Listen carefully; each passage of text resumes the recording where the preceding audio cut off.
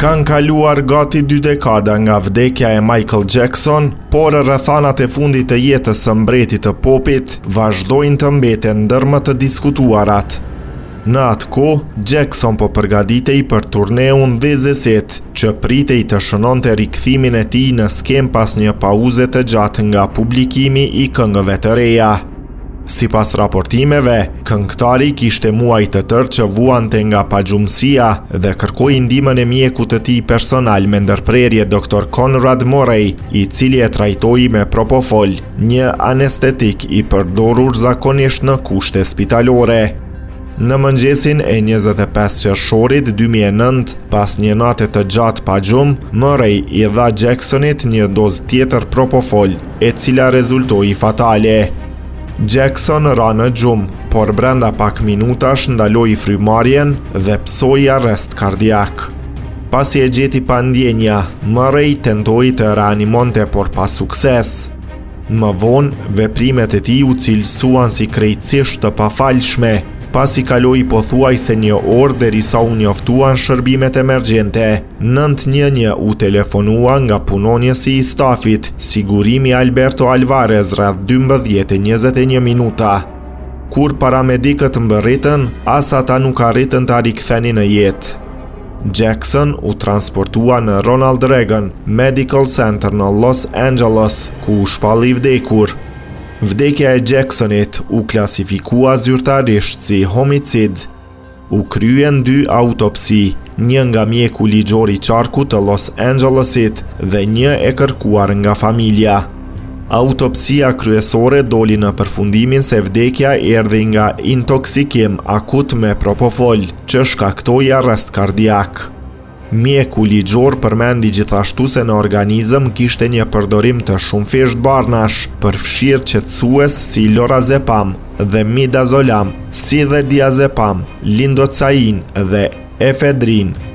Në muajt para vdekjes, Jackson po bënte prova intenzive për turneun dhe pavarësisht angazhimeve, pagjumësia vazhdonte. Murray e kishte trajtuar her pas here që nga 2006, ndërsa për rreth 2 muaj para vdekjes e vizitonte çdo ditë në shtëpi për t'i administruar barna për gjumë. Sipas deklarimeve të Murray për policin, propofol ishte dhënë me kërkesë të Jacksonit, i cili kishte pranuar se e kishte përdorur edhe më parë me mjek të tjerë. Natën para vdekjes, Jackson kishte provuar në Crypto.com Arena dhe u kthye në banesën e marrë me qira në Holmby Hills, rreth orës 1 të mëngjesit.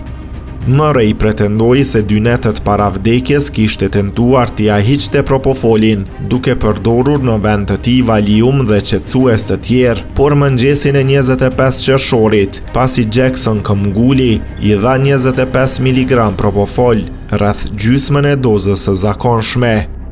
Jackson ra në gjumë rreth orës 10:40, por kur Murray u kthye në dhomë, ai nuk po merrte më frymë. Edhe pse Murray tha se ishte larguar vetëm 2 minuta, regjistrime telefonike sugjeruan se ai kishte bërë telefonata në periudhën midis 11:07 deri në 11:51 minuta. Në lidhje me fjalët e fundit, Murray deklaroi se Jackson i lutej për propofol, të cilit i referoi si milk. Do të doja pak qumësht, të lutem ma jep. Reagimi publik ishte masiv. Mediat raportuan se faqe të mëdha interneti dhe platforma si Twitter e Wikipedia patën mbi ngarkesë, ndërsa shitjet e muzikës dhe suvenireve u rritën ndjeshëm. U organizuan dedikime në vende të rëndësishme për karrierën e tij.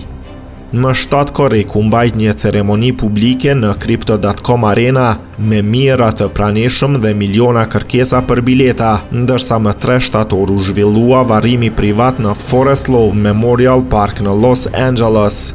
Pas autopsisë, hetimet u fokusuan te Dr. Conrad Murray.